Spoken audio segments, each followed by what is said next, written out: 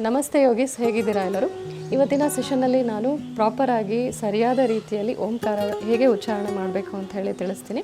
ಈ ಒಂದು ಓಂಕಾರದ ಉಚ್ಚಾರಣೆಯಿಂದ ಏನಾಗುತ್ತೆ, ನಮ್ಮಲ್ಲಿ ಒಂದು ಸ್ಟ್ರೆಸ್ ಇರ್ಬೋದು, ಆ್ಯಂಗ್ಸೈಟಿ ಇರ್ಬೋದು, ಡಿಪ್ರೆಷನ್, ಈವನ್ ಇನ್ಸೋಮ್ನಿಯಾದಂತಹ ಸಮಸ್ಯೆಗಳಿಂದ ಕೂಡ ನಾವು ದೂರ ಉಳಿಬೋದು.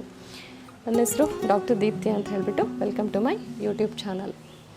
ಮಹರ್ಷಿ ಪತಂಜಲಿಯವರು ಫ್ರೆಂಡ್ಸ್ ಈ ಒಂದು ಯೋಗ ಸೂತ್ರದಲ್ಲಿ ಏನು ಹೇಳ್ತಾರೆ ಅಂದರೆ, ಈ ಒಂದು ಓಂಕಾರ ಉಚ್ಚಾರಣೆ ಏನಿದೆಯಲ್ಲ, ಇದು 3 ದಿವ್ಯಶಕ್ತಿಗಳನ್ನು ರೆಪ್ರೆಸೆಂಟ್ ಮಾಡುತ್ತೆ ಅಂತ ಹೇಳಿ ಹೇಳ್ತಾರೆ. ಮೊದಲನೆಯ ದಿವ್ಯಶಕ್ತಿ ಬಂದುಬಿಟ್ಟು ಅದು ಕ್ರಿಯೇಷನ್ ಅಂತ ಹೇಳಿಬಿಟ್ಟು, ಸೊ ಕ್ರಿಯೇಷನ್ ಅಂತ ಅಂದರೆ ನಿರ್ಮಾಣ. ಸೊ ಎರಡನೆಯ ಒಂದು ದಿವ್ಯಶಕ್ತಿ ಬಂದುಬಿಟ್ಟು ಅದು ಪ್ರಿಸರ್ವೇಷನ್ ಅಂತ ಹೇಳಿಬಿಟ್ಟು, ಸೊ ಪ್ರಿಸರ್ವೇಷನ್ ಅಂತ ಅಂದರೆ ಅದು ಸಂರಕ್ಷಣೆ ಅಂತ ಹೇಳಿಬಿಟ್ಟು. ಸೊ ನೆಕ್ಸ್ಟ್ ಬಂದುಬಿಟ್ಟು ಮೂರನೇ ದಿವ್ಯಶಕ್ತಿ ಬಂದು ಅದು ಟ್ರಾನ್ಸ್ಫರ್ಮೇಷನ್ ಅಂತ ಹೇಳಿಬಿಟ್ಟು. ಸೊ ಟ್ರಾನ್ಸ್ಫರ್ಮೇಷನ್ ಅಂತ ಅಂದರೆ ಸೊ ರೂಪಾಂತರ. ಸೊ ಈ 3 ದಿವ್ಯಶಕ್ತಿಗಳು ಏನಿದೆಯಲ್ಲ, ಸೊ ಬ್ರಹ್ಮ, ವಿಷ್ಣು, ಮಹೇಶ್ವರ ಕೂಡ ಈ ಒಂದು ದೇವತೆಗಳನ್ನು ಕೂಡ ಇದು ರೆಪ್ರೆಸೆಂಟ್ ಮಾಡುತ್ತೆ ಅಂತ ಹೇಳ್ತಾರೆ. ಅಂದರೆ ಪಾಸ್ಟ್, ಪ್ರೆಸೆಂಟ್, ಫ್ಯೂಚರ್ ಕೂಡ ರೆಪ್ರೆಸೆಂಟ್ ಮಾಡುತ್ತೆ ಅಂತ ಹೇಳಿಬಿಟ್ಟು.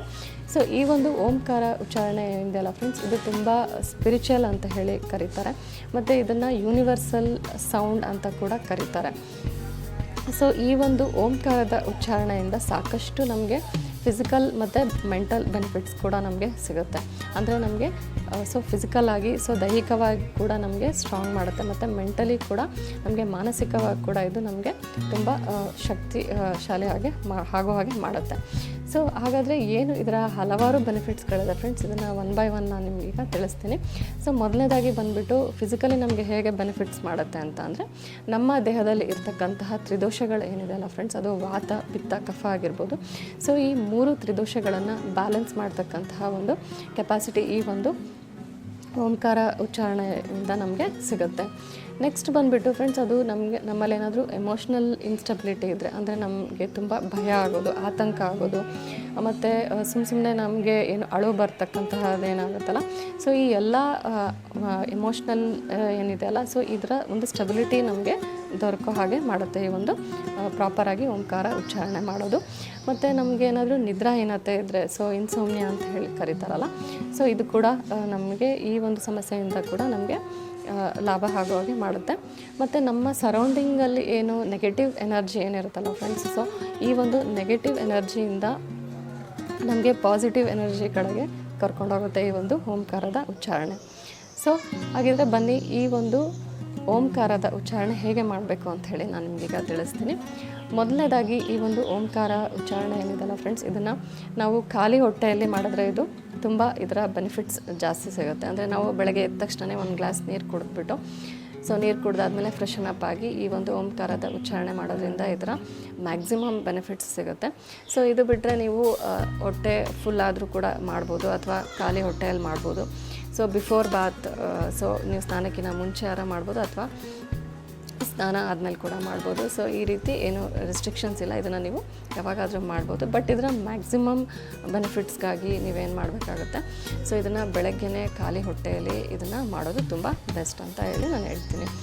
ಸೊ ನೆಕ್ಸ್ಟ್ ಬಂದುಬಿಟ್ಟು ಹೇಗೆ ಇದರ ಉಚ್ಚಾರಣೆ ಮಾಡಬೇಕು ಅಂತ ಹೇಳಿ ನಿಮಗೀಗ ನಾನು ತಿಳಿಸ್ತೀನಿ. ಸೊ ಮೊದಲನೇದಾಗಿ ಈ ಒಂದು ಓಂ ಉಚ್ಚಾರಣೆ ಏನಿದೆಯಲ್ಲ ಫ್ರೆಂಡ್ಸ್, ಇದರಲ್ಲಿ 3 ಅಕ್ಷರಗಳೇ ಇದ್ದಾವೆ.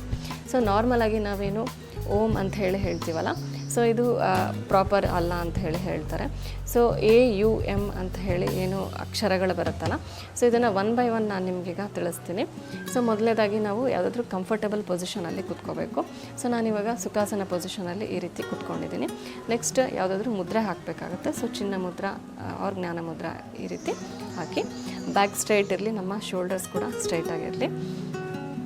ಮೊದಲನೇದಾಗಿ ಓಂ ಅಕ್ಷರದಲ್ಲಿ ಮೊದಲನೇ ಅಕ್ಷರ ಎ ಅಂತ ಹೇಳಿಬಿಟ್ಟು, ಸೊ ಎ ಅನ್ನೋ ಅಕ್ಷರ ಹೇಗೆ ನಾವು ಉಚ್ಚಾರ ಮಾಡಬೇಕು ಅಂತ ಹೇಳಿ ನಾನು ನಿಮಗೆ ತಿಳಿಸ್ತೀನಿ.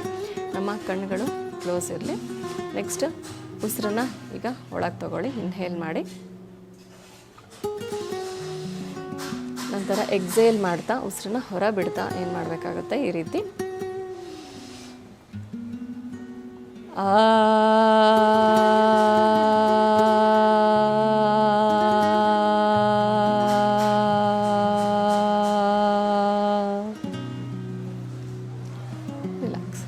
ಸೊ ನೋಡಿದ್ರಲ್ಲ, ಈ ರೀತಿ ಎ ಅನ್ನೋ ಅಕ್ಷರ ಏನಿದೆಯಲ್ಲ, ನೀವು ಉಚ್ಚಾರ ಮಾಡುವಾಗ ಇದು ನಿಮ್ಮ ಹೊಟ್ಟೆಯ ಭಾಗದಿಂದ ಬರಬೇಕಾಗುತ್ತೆ. ನೆಕ್ಸ್ಟ್ ಬಂದುಬಿಟ್ಟು ಯು. ಸೊ ಯು ಅಕ್ಷರ ಹೇಗೆ ಉಚ್ಚಾರ ಮಾಡಬೇಕು ಅಂತ ಹೇಳಿ ನಾನು ನಿಮಗೆ ಹೇಳ್ತೀನಿ. ಸೊ ಕಣ್ಗಳನ್ನು ಮುಚ್ಚಿ ಇನ್ಹೇಲ್ ಮಾಡಿ ಉಸಿರು ತಗೊಳ್ಳಿ.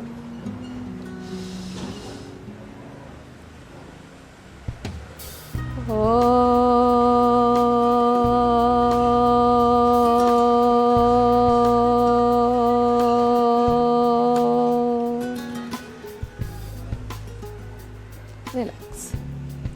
ನೆಕ್ಸ್ಟ್ ಅಕ್ಷರ ಬಂದುಬಿಟ್ಟು ಅದು ಎಮ್ ಅಂತೇಳಿ. ಸೊ ಯು ಅನ್ನೋ ಅಕ್ಷರ ಏನಿದೆಯಲ್ಲ ನಿಮ್ಮ ಚೆಸ್ಟ್ ಭಾಗದಿಂದ ಬರಬೇಕಾಗುತ್ತೆ. ನೆಕ್ಸ್ಟ್ ಬಂದುಬಿಟ್ಟು ಅದು ಎಮ್ ಅಕ್ಷರ. ಸೊ ಎಮ್ ಅಕ್ಷರ ಬಂದುಬಿಟ್ಟು ಅದು ನಿಮ್ಮ ಥ್ರೋಟ್, ನಿಮ್ಮ ಗಂಟ್ಲಿಂದ ಬರಬೇಕಾಗುತ್ತೆ. ಸೊ ಹೇಗೆ ಮಾಡಬೇಕು ಅಂತ ತೋರಿಸ್ತೀನಿ. ಈ ರೀತಿ ಕಣ್ಗಳನ್ನು ಮುಚ್ಚಿ ಉಸಿರು ತಗೊಳ್ಳಿ.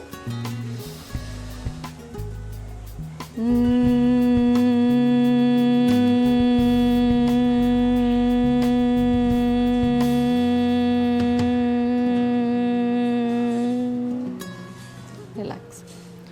ಸೊ ನೋಡಿದ್ರಲ್ಲ ಎ ಯು ಎಮ್ ಸಪ್ರೇಟಾಗಿ ಹೇಗೆ ಅಂತ ತೋರಿಸ್ದೆ. ಈಗ ನಾನು ಕಂಬೈಂಡ್ ಆಗಿ Om A U M so combined ಆಗಿ ಹೇಗೆ ಮಾಡೋದು ಅಂಥೇಳಿ ಒಂದು ಟೈಮ್ ತೋರಿಸ್ತೀನಿ. ಈ ರೀತಿ ಕಣ್ಗಳನ್ನು ಮುಚ್ಚಿ ಇನ್ಹೇಲ್ ಮಾಡಿ ಉಸಿರು ತಗೊಳ್ಳಿ.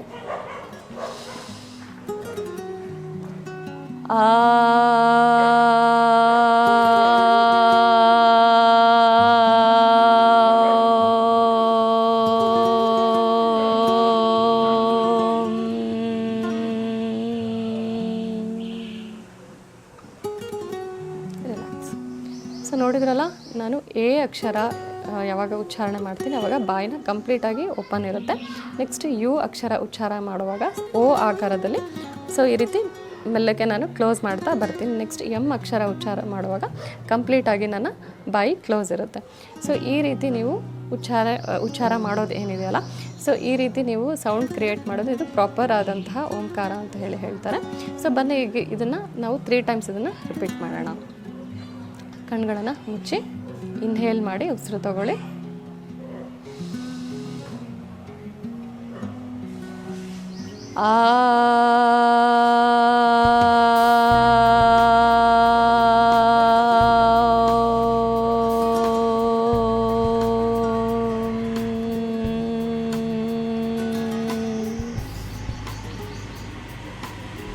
ಸೊ ನೀವು ಉಸಿರನ್ನ ಒಳಗೆ ತಗೊಂಡಾಗ ಇನ್ಹೇಲ್ ಮಾಡಿದಾಗ ನಿಮ್ಮ ಹೊಟ್ಟೆ ಉಬ್ಬಬೇಕು. ನೆಕ್ಸ್ಟ್ ನೀವು ಎಕ್ಸೇಲ್ ಮಾಡುವಾಗ ಏನಾಗಬೇಕಾಗುತ್ತೆ, ಸೊ ಎಕ್ಸೇಲ್ ಮಾಡುವಾಗ ನಿಮ್ಮ ಉಸಿರು ನಿಮ್ಮ ಹೊಟ್ಟೆ ಏನಾಗುತ್ತೆ ಅದು ಕಂಪ್ಲೀಟಾಗಿ ಒಳಗೆ ಹೋಗಬೇಕಾಗುತ್ತೆ. ಬನ್ನಿ ಈಗ ಸೆಕೆಂಡ್ ರೌಂಡ್ ಮಾಡೋಣ. ಇನ್ಹೇಲ್ ಮಾಡಿ ಈಗ ಉಸಿರು ತಗೊಳ್ಳಿ.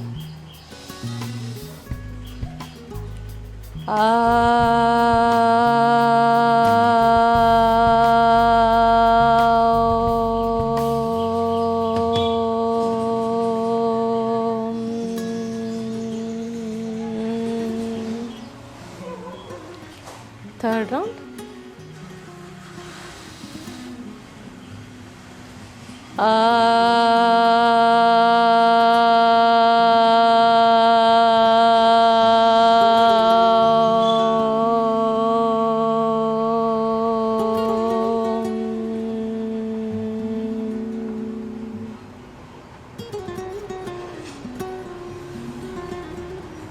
ನೆಕ್ಸ್ಟು ಇದರ ನಂತರ 3 ಸಲ ಡೀಪ್ ಇನ್ಹೇಲ್ ಎಕ್ಸೇಲ್ ಮಾಡಿ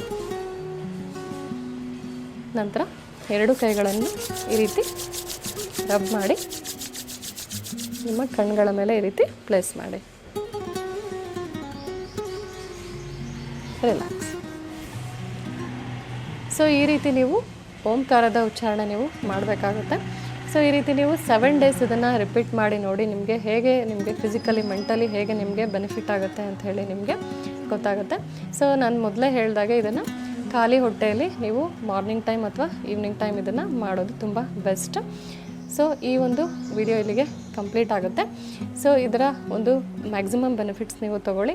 ಇದು ಮಾಡಿದ ನಂತರ ಹೇಗೆ ನಿಮಗೆ ಬೆನಿಫಿಟ್ ಆಯಿತು ಅಂತ ಹೇಳಿ ಕೂಡ ನನಗೆ ಕಮೆಂಟ್ ಸೆಕ್ಷನಲ್ಲಿ ಹೇಳಿ. ಏನಾದರೂ ಫೀಡ್ಬ್ಯಾಕ್ ಇದ್ದರೆ ಕೂಡ ನನಗೆ ಕಮೆಂಟ್ ಮಾಡಿ. ಸೊ ನಿಮಗೆ ಇನ್ನೊಂದು ಟಾಪಿಕ್ನೊಂದಿಗೆ ಮತ್ತೆ ಭೇಟಿ ಆಗ್ತೀನಿ. ಅಲ್ಲಿಯವರೆಗೂ ನಮಸ್ತೆ.